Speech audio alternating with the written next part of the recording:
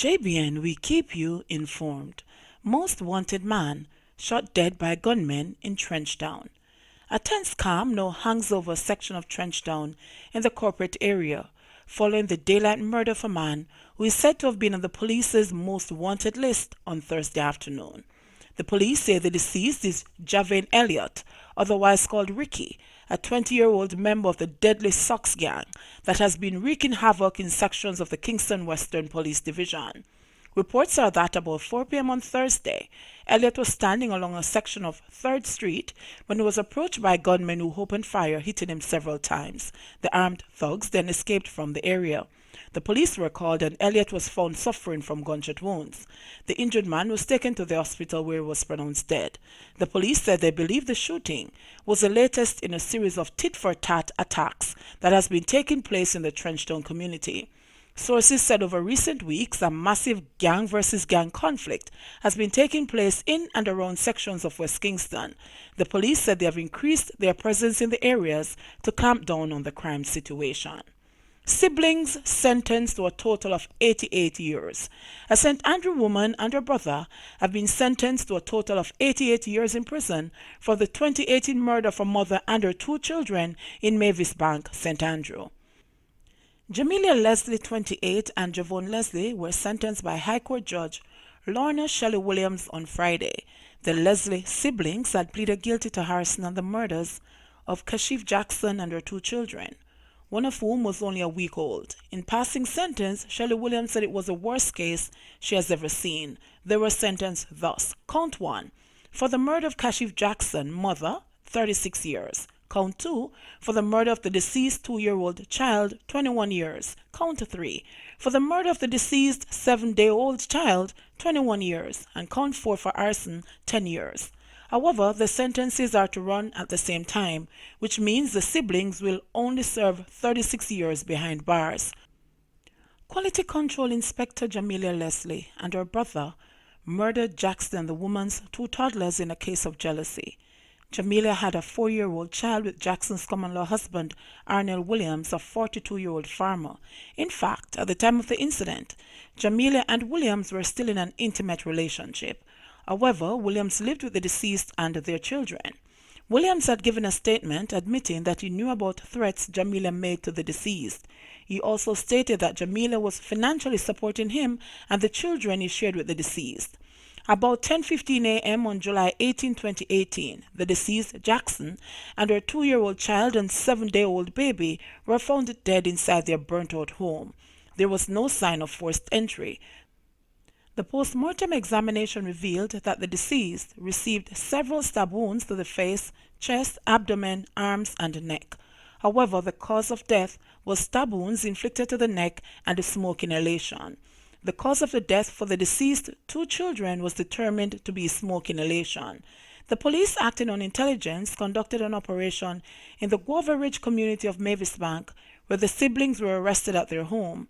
During a search of Javon Leslie's room, the police found 2 knives and a lime green t-shirt with what appeared to be blood stains. On the night of the incident, he and his sister had walked from Guava Ridge to Tower Hill and used a key to open the door of the deceased. Jamila admitted to stabbing the deceased twice with a kitchen knife while her brother held the deceased. She also said her brother inflicted the wounds to the woman's neck. Jamila further stated that she moved the deceased children to safety out of the wrestling and that she attempted to start a fire on the stove but there was no gas.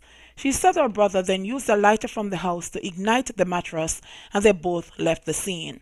Javon had told investigators that his sister asked him to follow her to Jackson's.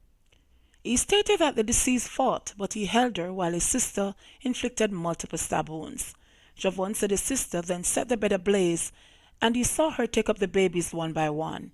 He said he left the scene hurriedly due to fear, but asserted that he did not stab the deceased. The siblings both maintained in their caution statements that they thought no harm would come to the children. 6 pistols and ammo seized at Obeah Wharf. The Area 1 Contraband Enforcement Team, along with the Customs Department and the Freeport Police, seized 6 illegal weapons and more than 1,500 assorted rounds of ammunition during an operation carried out at the Freeport Wharf in Montego Bay, St. James on Thursday afternoon. No one was arrested in connection with the seizure. Reports by the police are that shortly after 3 p.m., customs officers were carrying out routine checks of barrels in the wharf warehouse when they detected irregularities. The barrel was stripped, searched, and found to contain the illegal firearms and ammunition. The police say they seized 6 9mm semi-automatic pistols, along with 1,500 assorted rounds of ammunition. Some of the ammo is used in M16 and AK-47 assault rifles. A senior police officer in St. James said that the seizure is part of the ongoing security crackdown geared at ridding the parish of illegal weapons. This massive firearm and ammunition find is the second of this magnitude since the start of the public emergency that has been declared in St. James on April 30, the senior officer said. The police are hell-bent on getting rid of the guns, and I must commend their hard work leading up to this latest seizure.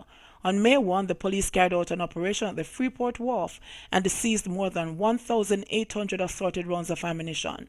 One man was taken into custody in connection with that seizure. Attorney General awkwardly uncomfortable about plans to legalize Obeah. It appears that Attorney General Marlene Malala Fort is not in support of the government's consideration to legalize Obeah in Jamaica. Obeah is a cultural ritual carried out by some people deemed to have extraordinary powers to influence certain outcomes.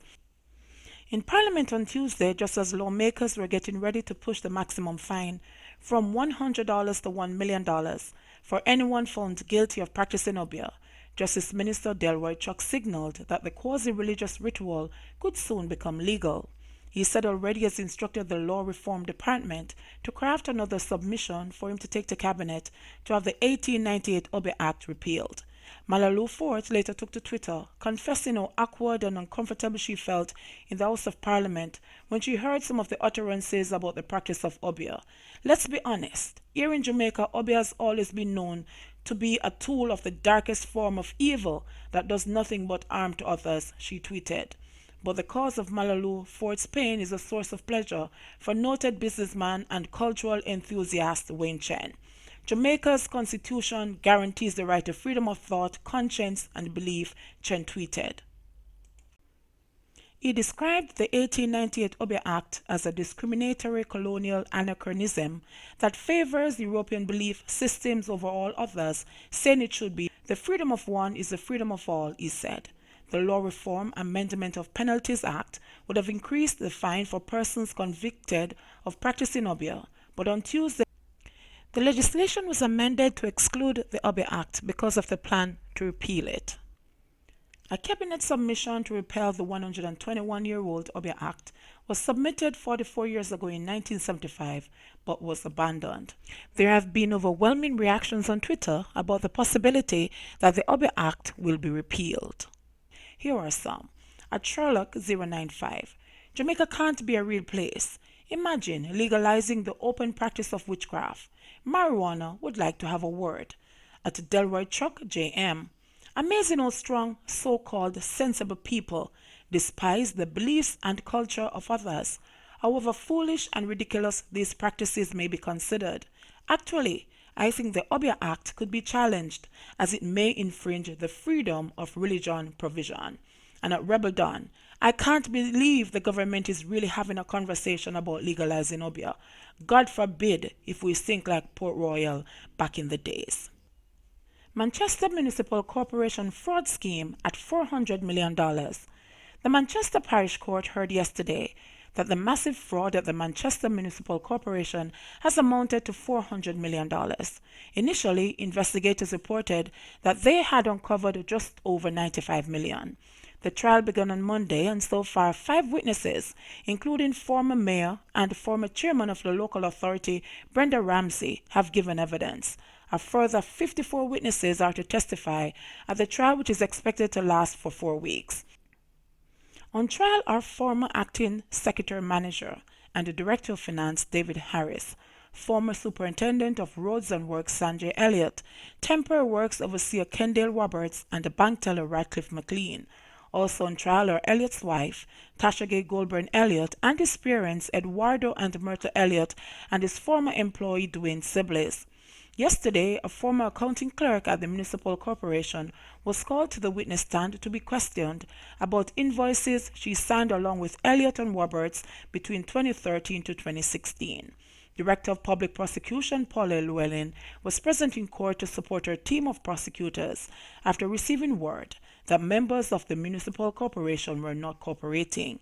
It has been alleged that between January 1, 2014 and June 24, 2016, McLean conspired with Elliott and Sibley's to process fraudulent checks drawn on the account of the Municipal Corporation.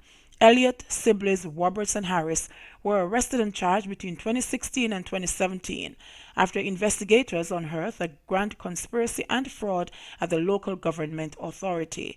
The other accused were subsequently arrested and later charged.